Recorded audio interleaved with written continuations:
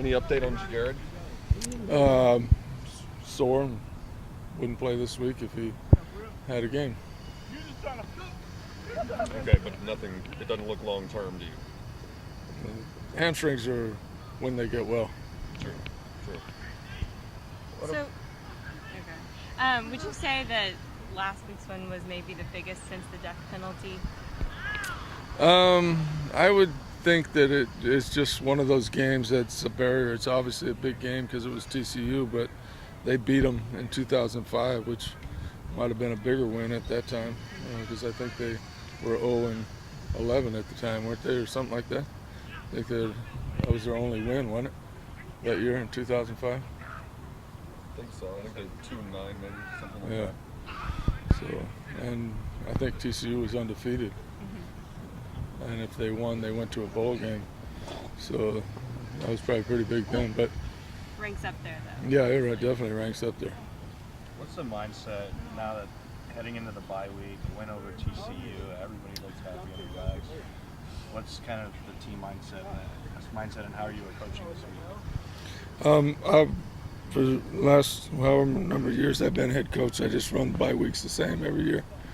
We take the same number of days off, do the practices, let the down the line guys get a lot of reps, try to get well, try to get healthy, and so that's just kind of what I do. Keenan Holman practiced at the end of last week, and now he's running out today. Can you give us an update on him? Yeah, I would say he'd be ready to play. Yeah. Are there any other injuries coming out of Saturday? Well, JJ was sore. Darius is sore. That held them out today. See who else? Beasley, it was just those. I guess the other day there was a presidents and chancellors, maybe athletic directors meeting for the Big East, and SMU came up, I guess, for the first time. Can you comment on that, or give it a I haven't read anything. I don't really know anything. So, but you can ask, Steve and those guys. They probably are privy to all that information. Sometimes after games, we'll ask a question and you'll say, I don't know, I've got to look at the film first. Now that you've watched the film from Saturday's game, who jumped out at you and really impressed you that maybe you didn't realize right at the end of the game and all the emotion then? Well, Jeremy Johnson, grew up and made a big play at the end, and Zach Line had a great game on special teams. Aaron Davis did a great job on special teams. Those guys probably. What did you make of the offensive line's performance? There were a few false starts, but JJ got sacked only twice. Zach ran for over 100 yards. Overall, what did you think of the offensive line? Well, I thought we did pretty good at times. I know we knew they were going to be a difficult team to pass block against. Tried to mix it up, tried to keep them off balance. JJ got hit a few times, right when he was throwing the ball, which doesn't count as a sack, but to us it's affected the throw, so we didn't complete the ball. But hey, that's a tough group to pass protect against, and you're on the road and you can't hear the snap count as well, all those kind of things. So they did a good job. Yeah. TCU came back and scored 23 points in the fourth quarter, but through the first three quarters, the defense played extremely well. What was your overall assessment of the defensive play? I thought the defense played well. Just got went to empty and played a lot of different things at the end of the game, and just ended up not playing well in that fourth quarter.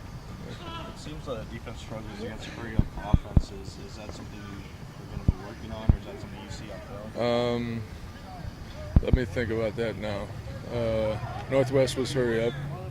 Memphis was hurry up. Everybody we played was hurry up.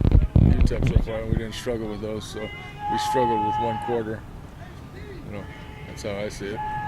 When things got a little scrappy in the second quarter, you were saying how TCU looked like they were basically trying to take your guys out of their game a little bit because they were frustrated, maybe. Was there something deeper or more important about the fact that your guys didn't back down, that they sort of stood up and pushed back in terms of the identity of your defense or even of the whole team? You have to just not have stupid ass penalties, and that's we we didn't play as smart as we needed to in a couple of those situations. So we're lucky we didn't lose a guy for that game and for the next game. If I was the ref, I would have thrown him out. Now that everyone's, I guess, been able to come maybe down from the high on Saturday, what did you tell the team when they reported this week? No, I just congratulate them on the win. And we knew we had 3 of our toughest games right in a row right here. Right. You know, so just gotta enjoy it while you can and get ready for UCF because they'll be here before we know it, and they don't care that we beat TCU.